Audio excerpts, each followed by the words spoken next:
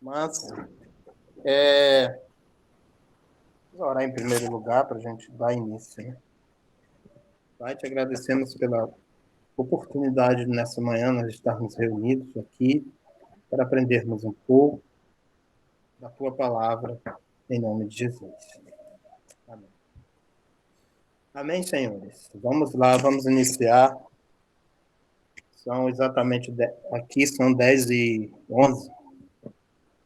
Vamos acelerar o processo para que a gente possa ter uma boa aula. Bom, a princípio, né, o tema é a segunda lição. O tema é a gratidão pela igreja. E a nossa proposta aqui, pelo menos é o que eu tenho entendido, não é só trazer a parte confessional, né?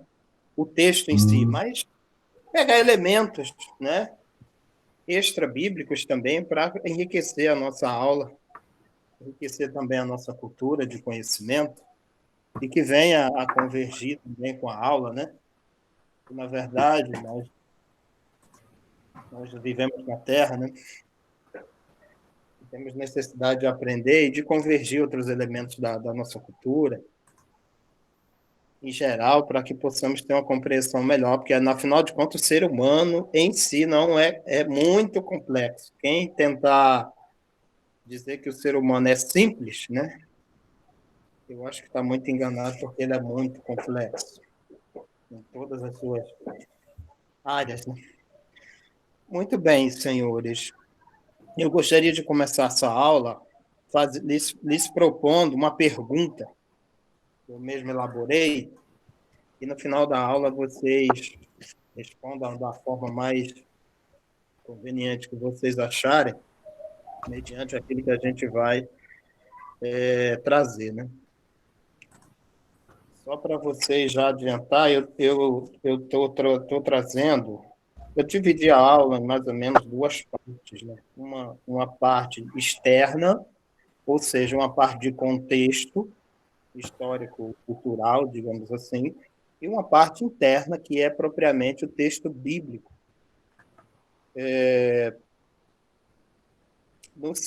Os textos bíblicos, já para vocês separarem aí, né? É 1 Coríntios, do capítulo 1, dos versos 2 a 9, e Atos dos Apóstolos, no capítulo 18, dos versos de 1 a 11, e dos versos de 18 a 28. Essas são as duas referências bíblicas que a gente vai depois ler e discorrer um pouco. Mas, a princípio, vou deixar uma pergunta com vocês, para vocês ir refletindo. A igreja é uma instituição celestial ou mais uma instituição humana, no sentido de atender à necessidade humana de congregamento, essa necessidade social? Mais uma vez eu repetir, a igreja é uma instituição celestial, ou seja, foi criada no céu e colocada para os homens, ou é uma instituição humana no sentido de atender à necessidade humana de congregamento? Essa é a pergunta. E vamos direto ao nosso contexto, né? Bem, eu gostaria de falar para vocês que a cidade de Corinto, como a gente está no início ainda, no início da revista, né, eu senti a necessidade de trazer um pouco desse contexto, apesar de que o Adailton, na aula passada, trouxe uma visão mais panorâmica, né, uma visão geral de Corinto, né? Procurar ser um pouco mais específico dentro desse tema. E trazendo aqui, em primeiro lugar, quais as características da cidade de Corinto? A cidade de Corinto é uma cidade portuária, habitada por gregos, judeus, romanos e orientais, e uma população flutuante, que era uma cidade portuária, né? Então vinha gente ali de qualquer lugar, e passava por Corinto. Era uma cidade cosmopolita, digamos assim. Uma cidade de uma cultura bem mais complexa, né? Juntava pelo menos ali 4 povos que tinha residência própria ali em Corinto, né? Que era gregos, judeus, romanos e orientais, fora aqueles que passavam pela cidade, né? Era uma cidade portuária, tinha uma vida cultural bem diversa e era uma cidade rica, uma cidade comercial, né? Tinha um comércio bem vivo, uma troca de mercadorias bem viva ali, né? Aqui era uma cidade portuária. Eu vou trazer um outro Tem um pouco d'água aspecto ali pra também. mim, tem uma caneca do peço pra beber uma água, mais cedo. Qual caneca? Caneca, qualquer canudo, sem canudo, qualquer um. Fenômeno. Um segundo aspecto que eu gostaria de trazer é o fenômeno da necessidade de corporação que congreguem interesses em comum. Gente, durante toda, pelo menos boa parte da humanidade, né, se formam corporações. Né? Corporações são um congregamento de pessoas que convergem praticamente em interesses em comum. Entendeu? Pelo menos, no meu caso, eu faço parte pelo menos de umas 4 ou 5 corporações, porque eu faço parte da igreja aqui, né? É uma corporação, porque ela tem um corpo. Corporação vem de corpo, aquilo que forma corpo. Eu faço parte de uma instituição como trabalho, né? O UFRJ é uma corporação. Eu faço parte de um sindicato, sou filiado ao sindicato, ao Sintoferj, que é uma outra corporação. Eu faço parte de um conselho regional de contabilidade, eu faço parte desse outro corpo também. E cada corpo desse tem uma convergência de interesses, né? Que se unem para defender interesses em comum, né? Aquilo que tem entre, apesar dos indivíduos ali ter os seus próprios interesses, mas tem macro interesses que são em comum. Então, quando tem um grupo de interesses em comum, os homens se juntam para ter mais força, né? Mais força de comunicação. E esses interesses, geralmente, que os homens se juntam, é para atender às necessidades humanas mesmo, necessidade de preservação, necessidade de defesa, necessidade de comunicação, necessidade de pertencimento. A gente tem uma necessidade de pertencimento, a gente quer pertencer, geralmente o homem quer pertencer a algo que seja maior do que ele, seja uma representatividade maior daquilo do seu pequeno universo, ele quer algo que ele diga assim, eu sou representado por aquilo, eu pertenço a algo maior. São necessidades humanas de defesa, de preservação, né? Se preservar como categoria, se preservar como categoria, digamos assim, de trabalho, você se junta em corporações para se preservar contra as ameaças externas daquele grupo. A gente, a gente estudou aí um tempo aí, foi um estudo muito bom, muito rico, foi sobre a história de Israel, né? A gente via muito ali a necessidade de congregamento, de vez em quando das 12, elas eram separadas entre si, mas chegava um momento ali que elas se juntavam por interesse comum, no sentido de preservação, no sentido de defesa, no sentido de conquista. Então, chegava ali, tinha um elemento em comum que congregava todas aquelas tribos no sentido de ter uma maior efetividade, né? E eu vou trazer aqui um outro aspecto interessante ali da cidade de Corinto. A cidade de Corinto tinha 2 templos bem icônicos, né? Um era o templo de Afrodite, que no grego, Afrodite no grego, Vênus no romano, a mesma deusa. No panteão romano chamava-se Vênus, que é de onde a gente tem a famosa camisa de Vênus, né? Afrodite era uma deusa, era a deusa do amor, do sexo, da fertilidade, da beleza física, cultuada nas cidades de Corinto, Esparta e Atenas. Por que eu trouxe esse aspecto para a nossa lição dessa manhã? Porque tem tudo a ver com a cultura ali de Corinto, né? Corinto era o quê? Corinto, gente, era uma cidade e o templo de, para você ver para você ver a diversidade, né, daquela cidade. Esse historiador diz que o templo de Afrodite tinha mais ou menos 1.000 prostitutas cultuais. Para você ver que essa cultura era muito difundida, uma cidade, digamos assim, de sexo livre, não tinha nenhum problema em relação ao sexo. Aliás, o sexo era tido como abundância e o sexo era tido como algo divino, como se para fazer-se uma conexão divina, entendeu? Por isso que tem esse nome de prostitutas cultuais. Eram mulheres que se ofereciam, naturalmente, em troca de dinheiro, né? Para se ter, para se fazer pura e simplesmente sexo. E o sexo era legitimado como uma forma de culto, uma forma de você ter uma conexão espiritual, não somente física, mas uma conexão espiritual dentro daquele contexto, né?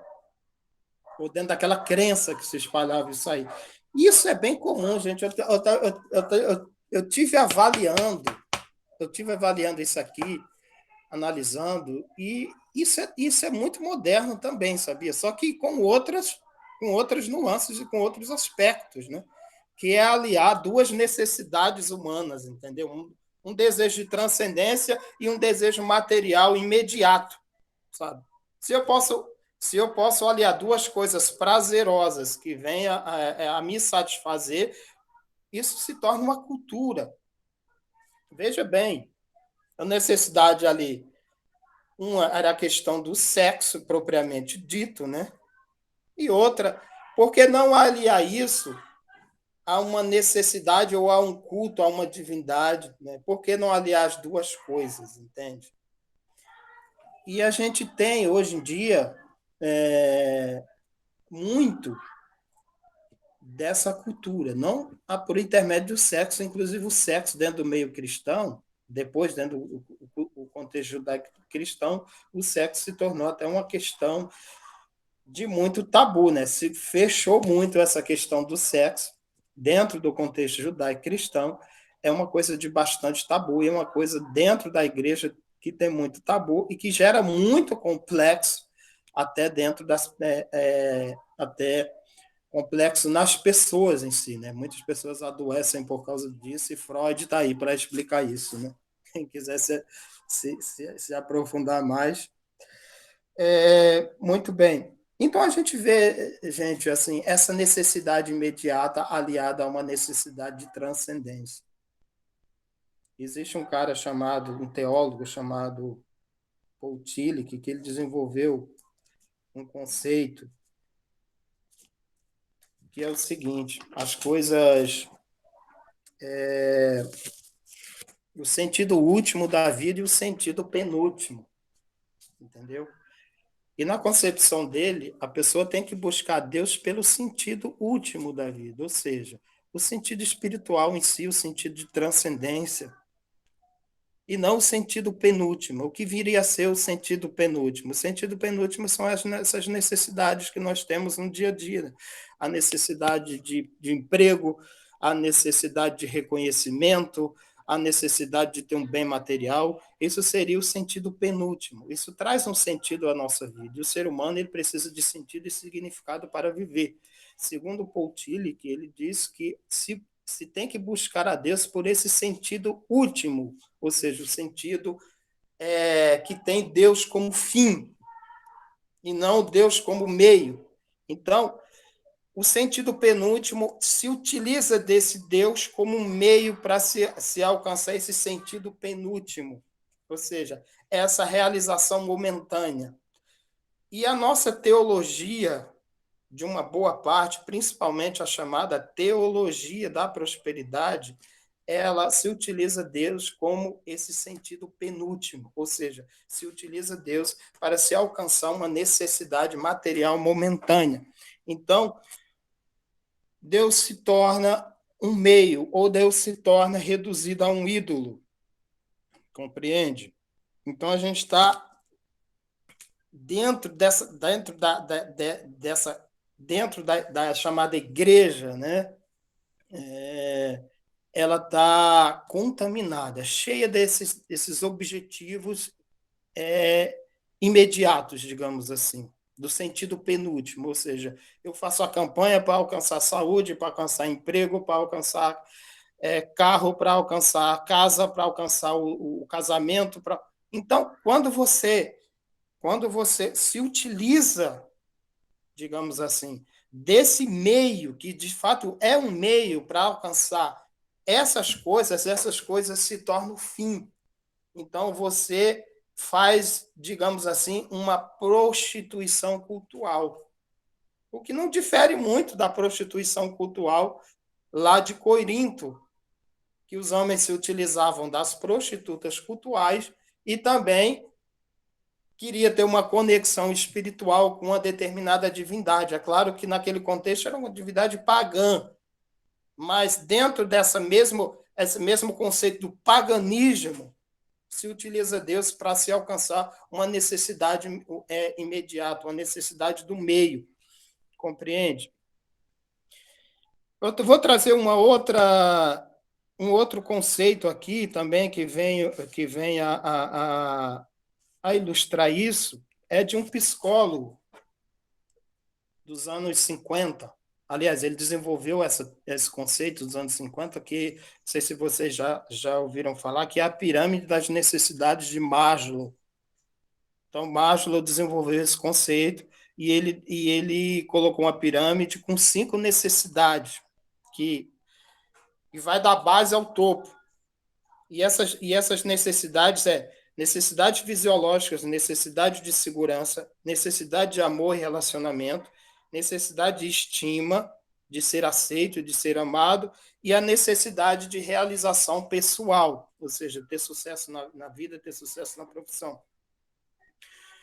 O Maslow diz que quando você tem todas as necessidades supridas em um nível desse, você pula para o próximo. Ou seja, se eu não tenho necessidade de comida, se eu não tenho necessidade de água, eu pulo imediatamente o meu anseio para a necessidade de segurança.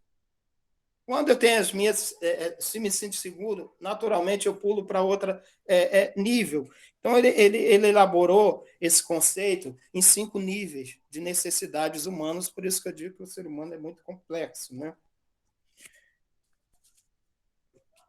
Muito bem. Então, você observa que sempre há essa promiscuidade, eu diria que por uma certa promiscuidade de aliar o desejo do culto, o desejo do relacionamento com Deus, com a satisfação das necessidades imediatas. E para ter o anseio dessas necessidades imediatas, se utiliza a divindade. Só que, na minha forma de ver, e eu acho que do evangelho também, você acaba construindo uma prostituição cultural, porque você coloca sempre Deus como um meio para uma realização imediata, e não Deus como o fim de você se colocar, na verdade, como um servo de um senhor, mas você se coloca como senhor e quer que Deus realize as suas necessidades imediatas. Compreende? A mesma coisa que se fazia lá em Corinto, dentro da prostituição cultural lá, de colocar Deus, de aliar 2 necessidades, entendeu? E se mescla esse culto de promiscuidade ou de prostituição cultural, de buscar Deus para uma satisfação imediata. Isso é legítimo. Você tem necessidade de ser reconhecido, você tem necessidade de comer, beber, enfim, de segurança, blá, blá, blá, blá, blá, blá. Isso é legítimo? É legítimo. Como é que se consegue isso? por intermédio de trabalho, de esforço, de estudo, de muito trabalho, enfim, você não pode misturar isso dentro de uma concepção de culto. Ou seja, eu vou buscar Deus no sentido de ter aquele emprego, de passar naquele concurso, de ter uma casa, de ter um carro, porque aí você coloca, você reduz Deus a um ídolo, entende? Dentro dessa concepção de busca a Deus para a realização de uma necessidade imediata. Isso não é a, a concepção de culto. A concepção de culto é a necessidade última de relacionamento espiritual com Deus. Quando Jesus disse, buscar em primeiro lugar o reino e as demais coisas serão acrescentadas, é justamente essa necessidade última. Eu busco a Deus não para ter algo material, mas no sentido de ter um relacionamento espiritual. As demais coisas não são mais importantes do que isso. Eu jamais, dentro da minha concepção de culto ou de relacionamento com Deus, eu jamais posso utilizá-lo como meio. Jamais eu posso utilizá-lo como meio. Isso é muito comum. Desde a época que eu me converti até pouco tempo atrás, eu fui instruído, ensinado a utilizar Deus como um meio. Isso é vasto dentro do nosso ensinamento e dentro da nossa instrução cristã a utilizar Deus como um meio para se alcançar algo. Isso se virou uma certa legitimidade, entende? Pela prática constante e massiva de instruir dessa forma, isso se tornou comum. Ou seja, as pessoas sempre colocam Deus como um meio de se alcançar algo e se ter um relacionamento com Deus rasteiro baseado em coisas materiais, ou seja, naquilo que eu tenho a conquistar. Um dia desse, um tempo desse, até o Darley deu um exemplo muito bom, que eu me lembrei agora, de uma pessoa que eu acho que estava com a mãe doente e começou a buscar Deus para que a mãe tivesse uma sobrevida, para que a mãe tivesse... fosse curada. O que ele não teve o seu anseio atendido, a mãe dele veio a falecer e ele ficou profundamente decepcionado com Deus porque não atendeu a necessidade egótica dele. Compreende? Mas isso é a propaganda feita nos meios cristãos, sabe? De que se busca Deus para se ter uma realização momentânea e imediata.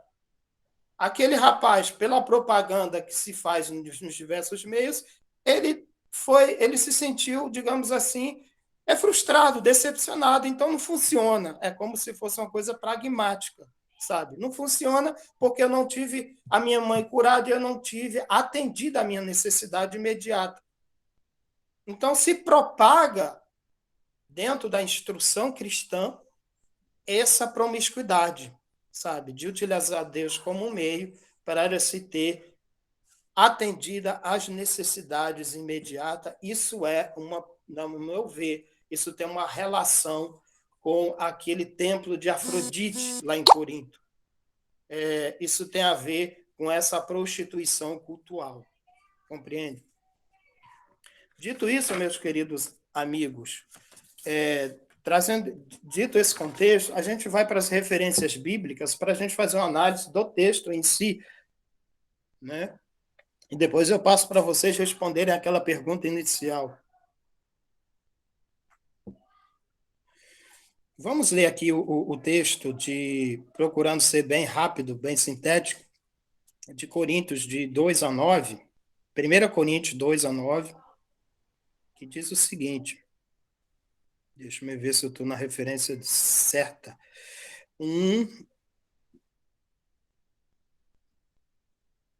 Não é do 2, não é do 5. Deixa eu ver aqui.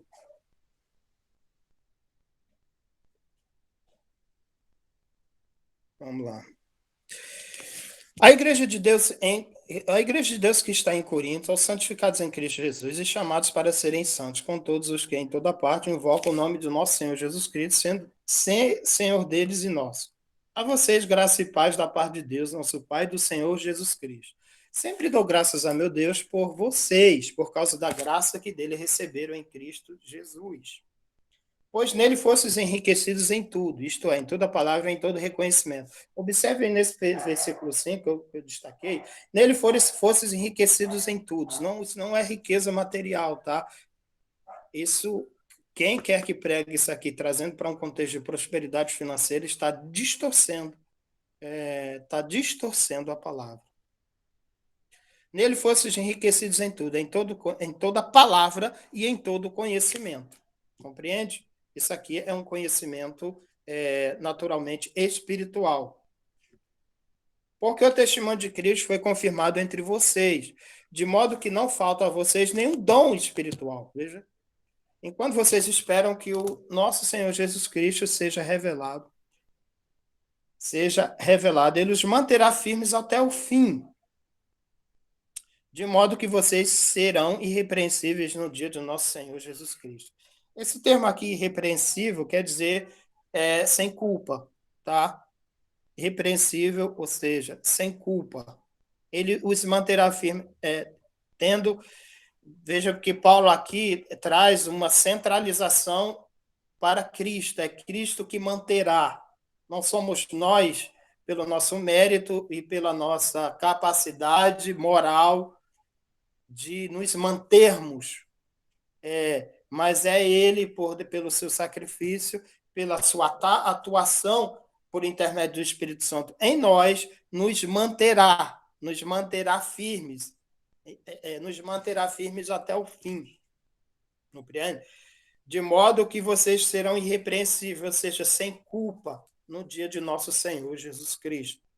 Né? Então, essa é a base do relacionamento com Deus. Ou seja, nós fomos munidos de todo o enriquecimento, de toda a palavra e de todo o conhecimento. De todo o conhecimento que nos remete a Deus, que nos fomenta esse relacionamento com o Cristo, com esse relacionamento com Deus. É uma questão que nós fomos enriquecidos, ou seja, nós somos munidos, recebemos instrumentos em nosso espírito para que nós possamos manter essa comunicação, manter esse relacionamento com essa divindade ou com o nosso Deus. Então, tudo vem dele, compreende? Essa capacitação espiritual vem dele e ele próprio cuidará para que nós possamos nos manter firmes, nos manter alinhados, compreende? Não baseados em nós, não baseado em nossa moral, não baseado em nossos méritos, mas baseado naquilo que ele fez, compreende? Muito bem. Agora eu vou ler com vocês também um aspecto histórico que está lá em Atos 18, que é, de fato, a fundação da igreja de Corinto. Como é que ela se deu, né? Se a gente está no princípio.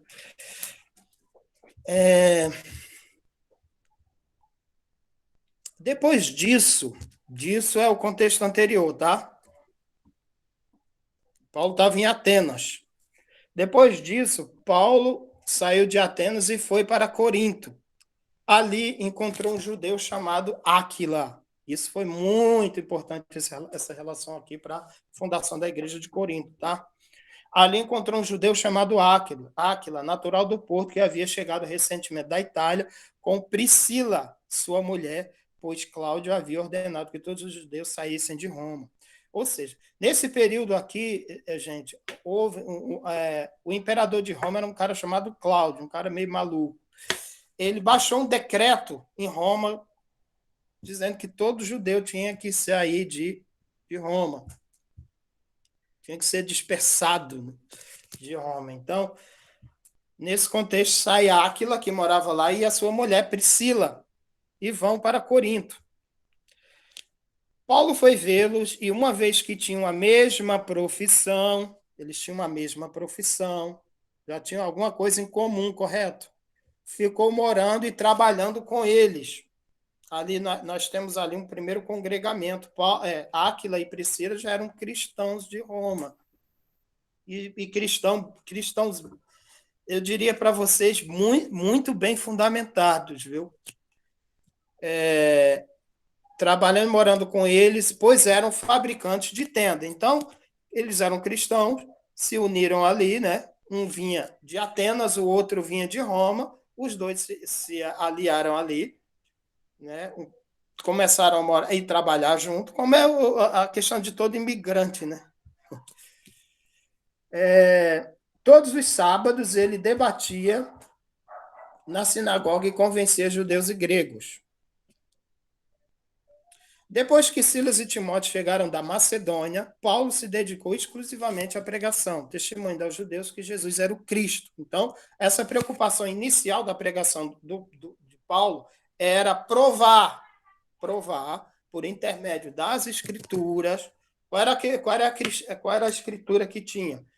Tinha a lei e os profetas. Então, uma base argumentativa para provar aos judeus que Jesus era o Cristo. Jesus era o Cristo.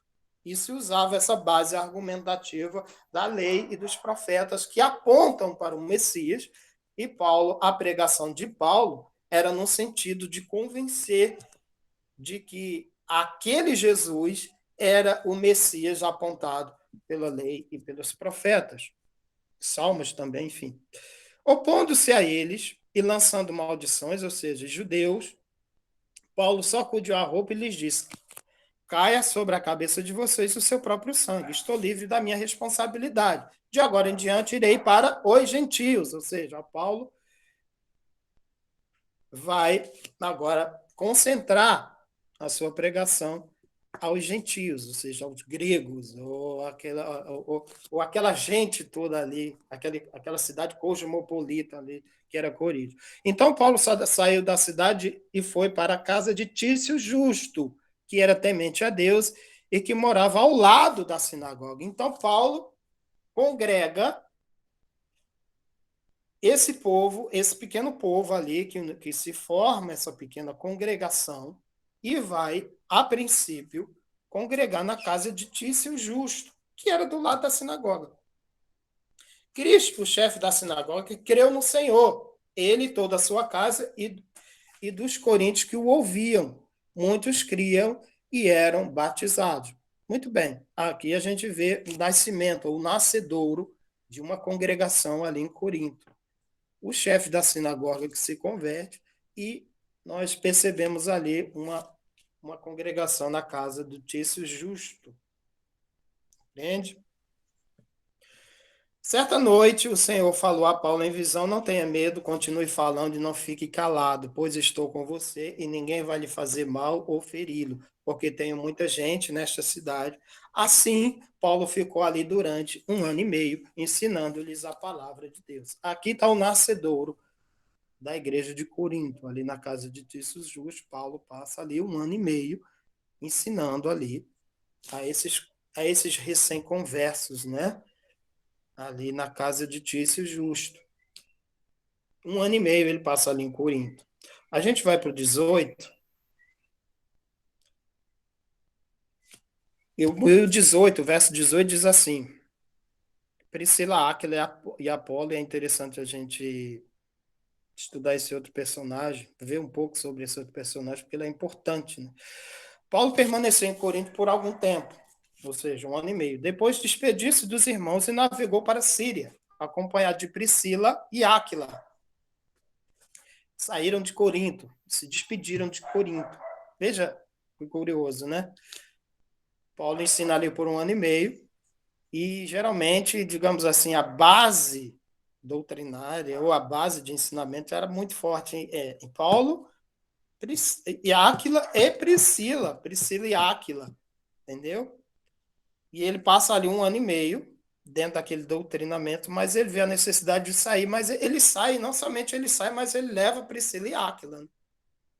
Então, provavelmente, ele formou alguém ali, ou formou algumas pessoas, para dar continuidade àquele trabalho. Antes de embarcar, rapou a cabeça em Cesareia devido a um voto que havia feito. Chegaram a Éfeso, então chegaram a Éfeso, mas Paulo não ia ficar em Éfeso. O destino de Paulo era a Síria. Chegaram a Éfeso, onde Paulo deixou Priscila e Áquila. Ele, porém, entrando na sinagoga, começou a debater com os judeus, pedindo eles que ficassem mais tempo, não cedeu. Ou seja, eles pediram que Paulo ficasse mais um tempo, mas ele não cedeu. Mas ao partir prometeu, voltarei se for da vontade de Deus. Então, embarcando, partiu de Éfeso. Ao chegar a Cesareia, subiu até a igreja para saudá-la e depois desceu para Antioquia. Outro importante sítio cristão, né? Depois de passar algum tempo em Antioquia, Paulo partiu dali e viajou por toda a região da Galácia e da Frígia, fortalecendo todos os discípulos. Então, era essa viagem missionária de Paulo. Enquanto isso, um judeu chamado Apolo, natural de Alexandria, chegou a Éfeso. Ele era homem culto. Apolo era um homem culto. Então, e tinha grande conhecimento das escrituras. Olha só como as coisas vão convergindo. Fora instruído no caminho do Senhor e com grande fervor. Falava e ensinava com exatidão acerca de Jesus, embora conhecesse apenas o batismo de João. Veja bem. Logo começou a falar corajosamente na sinagoga. Quando Priscila, olha só, quando Priscila e Áquila o ouviram, convidaram-no para ir à sua casa e lhe explicaram com mais exatidão o caminho de Deus. Querendo ele ir para Acaia é onde é a região de Corinto, tá? Querendo ele ir para Acaia, os irmãos o encorajaram e escreveram aos discípulos que o recebessem. Ao chegar, ele auxiliou muito os que pela graça haviam crido, pois refutava vigorosamente os judeus em debate público, provando pelas escrituras que Jesus é o Cristo. Percebam o seguinte, esse personagem que entra aqui, Apolo, era um homem culto, eloquente, muito eloquente. Pregava com fervor, né, sentido da pregação com mais fervor, né, com mais, digamos assim, paixão. Paulo era um cara mais racional. Mas ele foi instruído no caminho do Senhor, ou seja, no caminho de Cristo, por Priscila e Áquila. Ele, digamos assim, ele tinha um conhecimento primário, ele tinha um conhecimento de ouvir falar. E com Priscila e Áquila é quem dá um respaldo, né? E naturalmente, com a ajuda do Espírito Santo, Apolo é convencido que Cristo é o Messias. Nisso, ele sai de Apolo, ele sai de Éfeso e vai para Corinto. Ali ele se agrega, ali ele se congrega à igreja de Corinto, que Paulo já tinha deixado, e ali ele passa a ser meio que um ícone, né? Tanto é que no capítulo 2 tinha um povo, ou tinha uma parte da congregação ali que o admirava bastante, né? Quando fala lá que uns é de Paulo e outro de Apolo. Então, uns se identificavam com a forma de Apolo, da pregação do Apolo, né? E muito bem. E a tônica ali do Apolo era também provar que Jesus era o Cristo, seguindo a mesma linha paulina nesse sentido, né? Então, a pregação lá dentro, lá no primeiro século, era trazer esse convencimento, essa persuadir os ouvintes, principalmente para os judeus, de que aquilo que a Torá e os profetas falavam era acerca do Jesus que tinha morrido em Jerusalém. E aquele Jesus que tinha morrido em Jerusalém na cruz, de fato, era o Messias, era aquele que era esperado, entendeu? Então a gente vê uma linha bem consolidada de pregação aqui, ou de ensino e pregação. A linha de ensino e pregação que era defendida aqui, a base central dessa argumentação era provar pelas escrituras que Jesus era aquele que era o esperado e que era o desejado. Compreendem? E aqui eu encerro a minha a minha aula, deixando para vocês os comentários e voltando àquela pergunta inicial, diante de tudo aquilo que eu falei, né? A igreja é uma instituição celestial, ou seja, criada no céu, mesmo antes de ela se estabelecer na terra, ou é mais uma instituição humana, uma corporação humana, no sentido de atender a necessidade humana de congregamento, uma necessidade social. E aí, meus queridos senhores, amigos, irmãos, vamos lá a participação de vocês, porque eu encerrei a minha participação, tentei ser bastante sintético para não comer muito tempo. Olá, na minha opinião, a igreja ela é um projeto celestial, tá? Um projeto de Deus, para que o homem, então ela tem a parte divina, a igreja é uma, vamos botar assim, um projeto divino, né? E ao mesmo tempo um projeto para atender o homem, porque o homem é um ser limitado. E Deus, nessa nossa limitação, ele fornece subsídios, ele fornece, como um ser amoroso, modos da gente congregar. Então, a igreja também tem essa participação humana. Ela se torna, assim, vamos dizer, uma empresa, mas sem falar em lucro, né? Ela se torna uma empresa que tem por obrigação, por obrigação esse convívio, essa harmonia, ensinar essa harmonia de um homem com o outro. Então, quando a gente convive, eu, você, a Dailton, deixa eu ver quem está mais aqui, Edalmo, o Adilson e o Vanderlei, nós somos pessoas completamente diferentes um dos outros. Tá? Temos pensamentos diferentes e convergimos no pensamento cristão, na figura de Jesus Cristo. Isso que nos une. Politicamente, nós temos pensamentos diferentes, filosoficamente, temos alguns pensamentos diferentes, mas nos unimos no que é importante, que é o quê? Na figura de Cristo, para tentar, nessa figura de Cristo, a gente melhorar a nossa pessoa em relação a nós mesmos, em relação a esses próximos que a gente convive. Uhum. Então, assim, eu acho que a instituição, ela atende ao ser humano nesse ponto. Ela é divina, porque a gente não teria capacidade de alcançar isso sem a ajuda de Deus. Ao mesmo tempo, ela é humana, porque nós precisamos desse convívio. Nós precisamos dessa comunhão entre um e outro. Então, essa comunhão ela é muito importante para o ser humano, para a gente aprender a conviver, para a gente aprender a respeitar, para a gente aprender a amar aquele que é próximo e tentar estender isso além dos limites dessa igreja. Mas primeiro a gente tem que começar ali.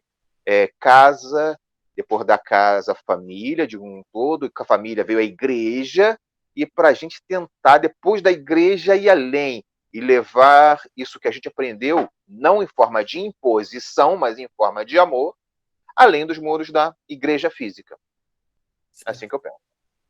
E você viu essa convergência desses dois textos de 1 Coríntios e de Atos dos Apóstolos, todo esse nascedor e essa convergência de fatos históricos que veio a se combinar e para o nascedouro dessa igreja, muito, muito interessante, né? Essa correlação entre os textos. É muito interessante. Aí vai ter divergência? Vai ter divergência, igual teve lá em Corinto. Eu sou de Paulo, eu sou de Apolo, e na verdade ninguém é de Paulo, ninguém é de Apolo, todo mundo é de Jesus Cristo, como até hoje.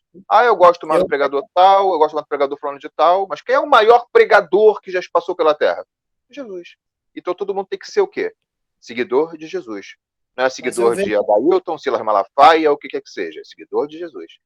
Então, mas eu vi uma coisa aqui muito interessante, uma convergência aqui, e a preferência, no meu modo de ver, é uma preferência mais estética, porque a linha, é claro que eles colocavam de forma diferente, que eles eram seres diferentes. Paulo colocava de uma forma diferente e de repente, mais racional, uma argumentação mais racional, enquanto que Apolo colocava de uma forma mais de paixão, sabe?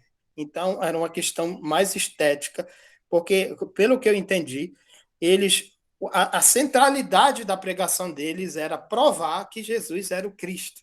Então, se você pegar lá em Corinto, a pregação, o ensinamento de Paulo e a pregação de Apolo, a linha central, ou seja, a espinha central, era provar que Jesus era o Cristo esperado. Talvez essa preferência fosse mais uma preferência estética, pela forma de comunicar, de que propriamente pela mensagem, porque a mensagem era a mesma. E também dentro de um congregamento de pessoas, existe também as preferências. Talvez alguém goste melhor, e que como tem, de ouvir o Adailto pregar ou ensinar, outro prefere o outro, isso não tem nada, digamos assim, de pecaminoso nesse sentido, a não ser que parta para um sentido de idolatria, mas é uma questão de estilo, de forma, de comunicar, enfim, de que quando isso parte para uma coisa egótica é mais complicado, mas desde que a mensagem se convirja, né, para um mesmo ponto, o estilo sempre vai ser diferente. Outro participante quer participar, quer dar sua contribuição?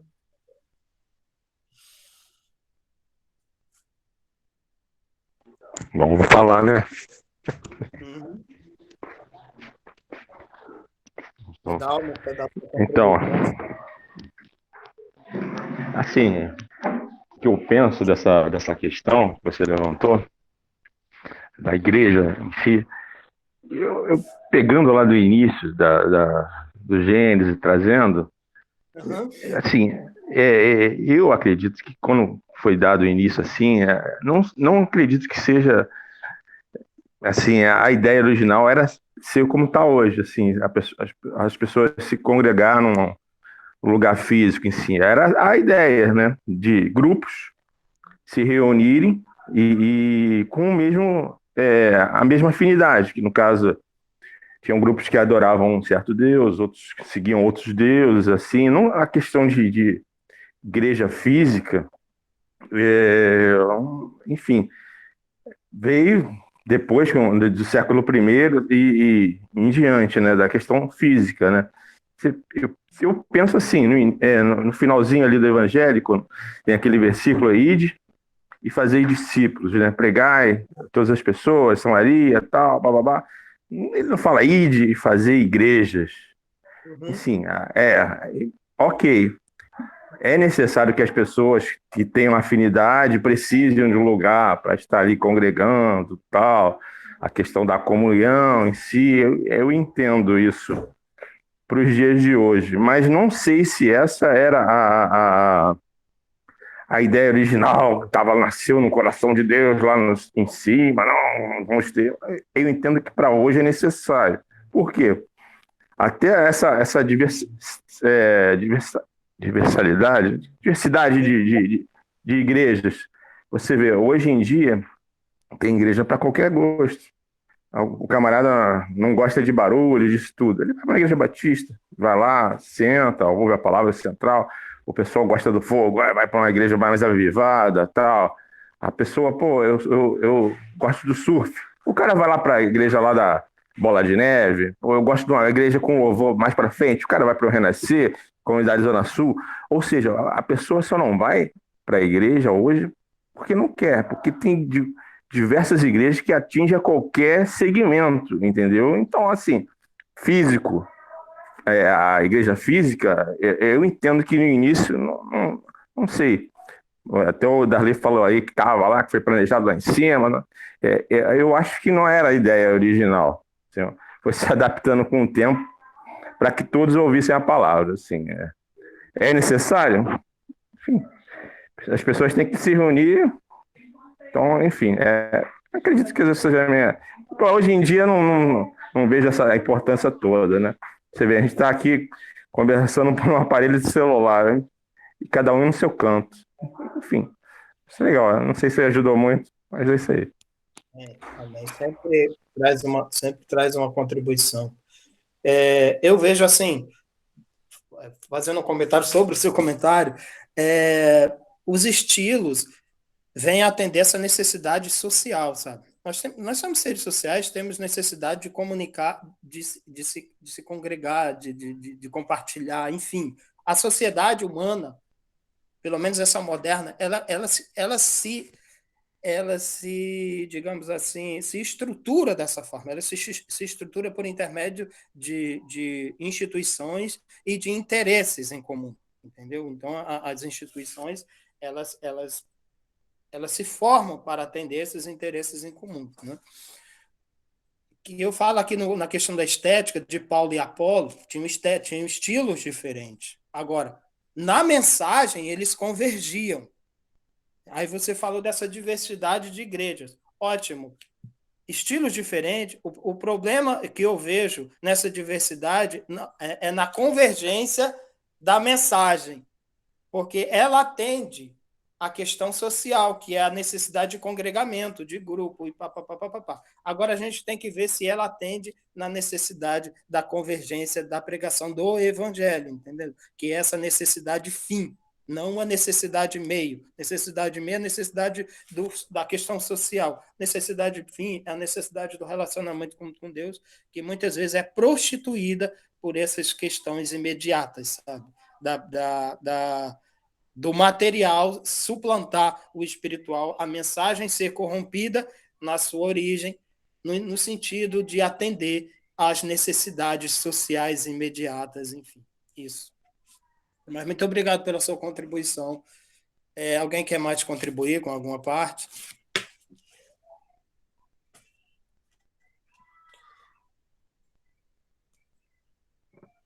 Adailton, Vanderlei, Adilson. Adailton saiu? Não, tá eu tô aqui. Vamos lá, eu vou tentar contribuir bem rapidinho, para não tomar o tempo de vocês também. Primeiro, quero te dar parabéns pela abordagem. Eu achei muito legal a abordagem da... Eu não tinha analisado esse aspecto, mas eu tenho que concordar plenamente quando você diz que existe uma prostituição. Eu costumo dizer que Deus é o mordomo das pessoas, né? As pessoas aceitam a Cristo para que Deus seja o seu mordomo, porque o mordomo é o que cuida da casa, cuida do carro, cuida dos empregados, ele cuida das necessidades, ele marca a reunião, ele vem...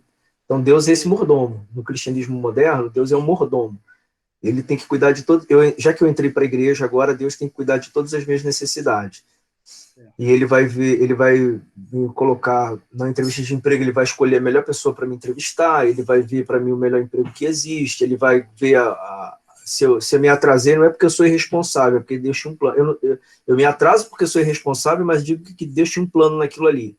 Né? O cara perde o emprego porque não se programou adequadamente para estar lá, e aí ele é incompetente, mas ele diz que era da vontade de Deus que ele perdesse aquele emprego mesmo.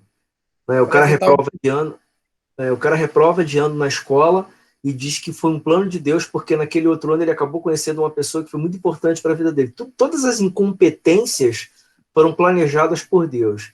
E aquilo que deu certo também foi planejado por Deus. E Deus acaba sendo o grande mordomo. Deus não é o Senhor, ele é o mordomo. Chama de Senhor, mas Deus é o mordomo, né?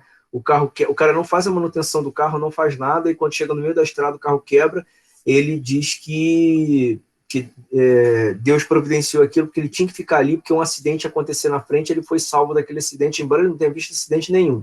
Então é sempre Deus o culpado de tudo, e é sempre Deus que resolve tudo. Mas eu gostei muito da tua abordagem quando você diz que isso também é um tipo de prostituição, porque o cara não tem diferença entre a prostituta cultual e aquele cara que ele entra no templo para fazer oferendas, ofertas para conseguir as coisas de Deus. Essa abordagem vai ser bem legal, eu nunca tinha pensado por esse prisma, e é bem interessante.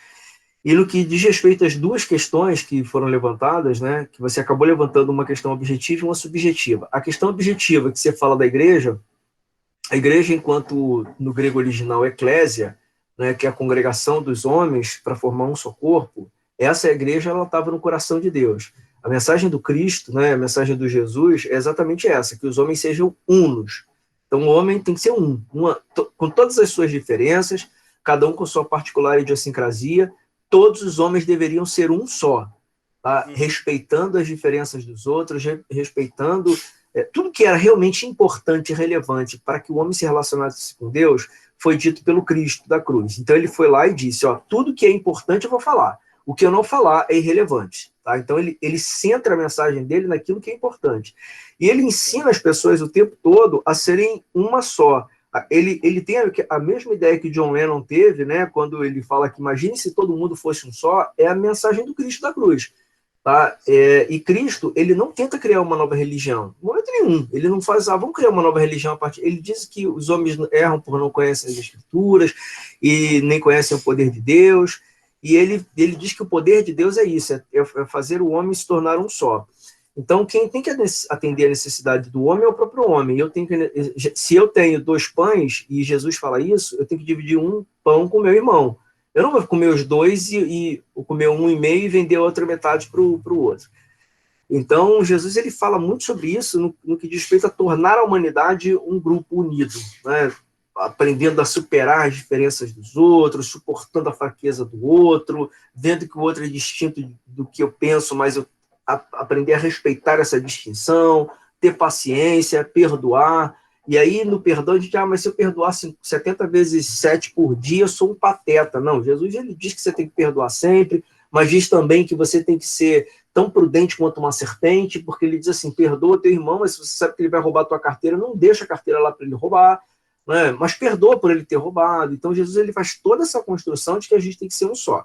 E a igreja, enquanto instituição, fomos nós que criamos. Nós gostamos da institucionalização.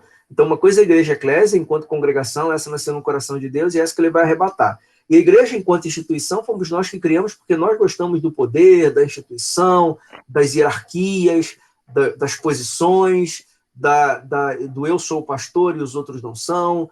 Então, nós gostamos disso e fomos nós que criamos isso. Isso é uma ideia absolutamente nossa. O homem é essencialmente religioso, né? Se você for analisar tanto antropologicamente quanto as sociedades antigas, né, pelo comportamento social, da sociologia, então você vê nos 2 aspectos, você vai ver sempre o homem oferecendo alguma coisa para um Deus para ter alguma coisa em troca. Jesus acaba com tudo isso e vai dizer assim, você tem que viver como irmãos. A tua necessidade vai ser sanada pelo teu próprio irmão. Não é Deus que vai mandar cair as coisas do céu. Embora você tenha visto lá o pão caindo do céu, embora você tenha visto lá o fogo durante a noite, a nuvem durante o dia, tá? Aquilo era um momento muito específico, para uma situação específica, mas agora vocês têm que entender que vocês têm que agir como irmãos e um sana a necessidade do outro. Né? Então, nós criamos a igreja enquanto instituição, porque para a gente é importante. Né? Essa organização é importante. Ela é danosa a partir do momento em que cada um se apropria das suas verdades. E aí a gente entra na tua questão subjetiva. Por quê? Porque quando tem a discussão lá do eu sou do Paulo, eu sou do Apolo, eu sou de Cristo, e o Paulo tenta acabar com essa discussão, era uma questão doutrinária. As pessoas do século I, até o século IV, você ainda tinha uma grande discussão sobre o Cristo, porque uma coisa é dizer, Jesus é o Messias, ponto. Isso aí é uma afirmação. Jesus é o Filho de Deus. Isso é outra afirmação. E Jesus é o próprio Deus. Isso é uma terceira afirmação. São 3 coisas totalmente distintas que se discutia naquela época. Jesus é o Messias. O Messias não significa que ele seja o Filho de Deus. E também não significa que ele seja o próprio Deus. Jesus é o Filho de Deus. Se ele é o Filho de Deus, não significa que ele é o Messias. Porque o Messias do Israel é aquele que tornaria Israel uma grande nação diante das demais. E Jesus era esse Messias. Se ele era esse Messias, como é que ele morreu na cruz e não fez isso? Por que ele não tornou Israel uma nação mais importante, proeminente diante das demais nações? Sendo o Messias, ele não deveria ter cumprido os profetas, né? A lei e os profetas, porque para os fariseus era muito difícil entender isso, porque quando você lê o Antigo Testamento, não há nenhuma promessa no Antigo Testamento de que Deus viria. Você tem uma promessa do Messias que tornaria Israel uma nação proeminente, mas você não tem uma promessa de um Cristo do messiânico, aquele que reorganizaria a religião. No Antigo Testamento você não tem promessa nenhuma para isso, e você também não tem promessa nenhuma para isso dizendo que ou Deus ou o Filho do Deus viria para a Terra. Então, quando os fariseus, que são doutores da lei, não conseguem enxergar isso dentro do texto, e eles veem Jesus falando coisas como essa, e Jesus ele tem uma outra afirmação, que Jesus não diz em momento nenhum que ele é o próprio Deus. Né? Então, cria essa grande confusão, porque se esse cara não é o próprio Deus, como é que tem gente dizendo que ele é o Filho do Deus? Né? Então, você cria essa celeuma, quando você cria a igreja dos Coríntios, os homens entendem a salvação, a questão salvífica do Cristo da cruz, eles passam a entender, se Cristo morreu na cruz, então ele era a oferta máxima, ele era a propiciação dos meus pecados, eles passam a entender isso. Mas eu preciso entender essas 3 questões que eram muito discutidas, se ele é o Messias, se ele é o Filho do Deus e se ele é o próprio Deus. Isso, até hoje você vai encontrar muita dificuldade, qualquer um de nós aqui vai encontrar muita dificuldade em explicar como Jesus era o próprio Deus. Como é que ele pode ser o próprio Deus e Deus ter saído do céu e ter morrido? Como é que toda essa magnificência se conseguiu encarnar-se? E a gente só pode aceitar isso se a gente entender que ele era 100% humano. Ele não era Deus naquele momento. Então, como é que Deus é tripartido? Como é que Deus, ele ia naquela época ainda não se discutia também a trindade. Então, Deus era bipartidário, ou seja, se discutia a dicotomia divina. Deus sendo o Deus eterno e ainda tendo uma parte humana.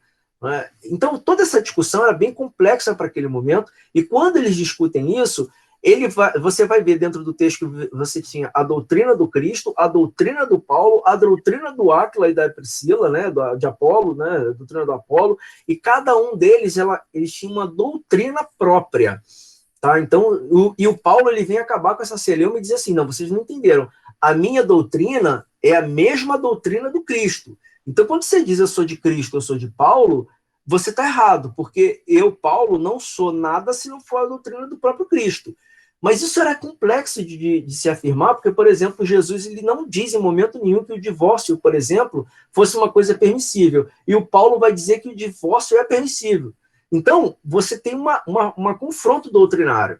E eu gosto muito de dizer que a gente gosta de ajudar a Bíblia, né? As pessoas dizem, é porque aqui diz uma coisa, ele diz... Realmente, em alguns momentos da Bíblia, é bem difícil você entender o que está acontecendo, e essa grande divisão que eles tinham naquele primeiro século se dava em razão de todas essas questões que não eram fáceis de se resolver. E, inclusive, eles morreram sem resolver. Tá? A igreja de Corinto morreu, eles morreram, a igreja acabou, e essas questões não foram resolvidas. Ela só vai ser resolvida lá no século IV, quando Constantino faz o segundo concílio, e aí ele resolve firmar as doutrinas básicas da fé cristã. Tem um grande problema, porque ele cria a igreja, ele finalmente institucionaliza a igreja, ele tem uma escolha feliz, no meu ponto de vista, de escolher os evangelhos que são sinóticos, Mateus, Marcos, Lucas, aí legal. João, eu já acho que não foi tão feliz essa escolha, tá? Porque João, ele vai apresentar, foi feliz pra gente foi, pra época não, tá? E aí você tem a reunião das questões doutrinárias, e é fechado. Pronto, Jesus é o Filho de Deus, aí eles fecham um ponto. Jesus é o Filho de Deus, Jesus é o próprio Deus, e eles elevam o Espírito Santo a uma pessoa de Deus, que também não era até aquele momento. O Espírito Santo é a pessoa de Deus. E então essas questões que são levantadas lá em Coríntios, elas só vão ser resolvidas no século IV. Os caras morrem sem ver a solução. Então a igreja, sim, é um projeto de Deus enquanto eclésia, enquanto comunidade mundial. Tá? Essa é a vontade do Cristo. Que todos nós fôssemos irmãos enquanto mundo, enquanto povo. Mas nós criamos uma religião, e aí quando você cria uma religião, você abre espaço para que se crie outras. Já que tem o cristianismo, os árabes sempre lamentaram entre si porque não havia um grande profeta árabe, e finalmente no século VII aparece Maomé dizendo eu sou o grande profeta árabe, e aí cria o islamismo por oposição ao cristianismo, já que os judeus e os gregos e os latinos criaram uma nova religião, criamos nós aqui uma também, e a partir daí você vem pipocando várias religiões. E a briga que você tem, a discussão que você tem do Paulo no primeiro século, ela vem até hoje. Embora tenha sido resolvida no século IV, ela se perdura até hoje, porque cada dia mais...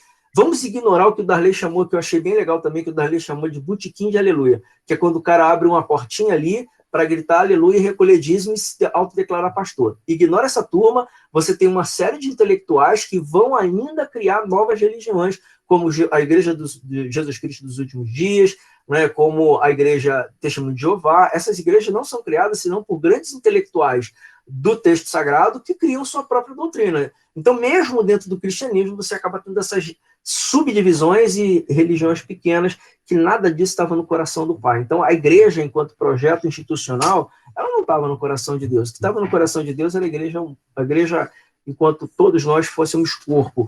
E dentro da nossa igreja, você ainda tem divisões, tá? Vamos pegar só a Ilha do Fundão. Dentro da Ilha do Fundão, você também tem divisões, porque lá você tem pentecostais e não pentecostais.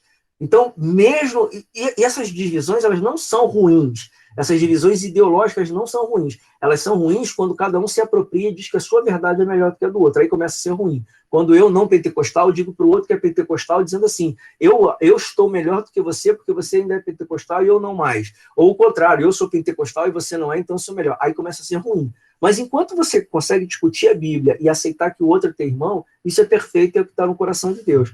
Mas a gente não faz isso. A gente não faz. É isso. A minha contribuição acho que seria essa. Tá ótimo, tá ótimo. Beleza. Então, eu dou por encerrado. Se Vanderlei quiser participar, o Adilson, dar alguma contribuição, fiquem à vontade. Eu acho que você, Adailton, o pessoal já disse tudo. Não tem nada mais a acrescentar. Eu ia até falar mais alguma coisa aí, mas todo mundo já disse o que eu disse, o que eu pensei, desculpa. Mas não vou alongar mais, não. Eu só quero agradecer aí pela essa palavra maravilhosa aí, que é sempre importante a gente estudar a palavra e debater conceitos, né? Que a gente chega. Ninguém tem a razão, mas a gente traz à luz, né? O que aquilo que é para os nossos corações, para as nossas vidas. Fico feliz por estar no meio de tantos mestres assim. Então, eu vou repetir as palavras da filósofa Xuxa. Foi bom brincar com vocês e estar com vocês.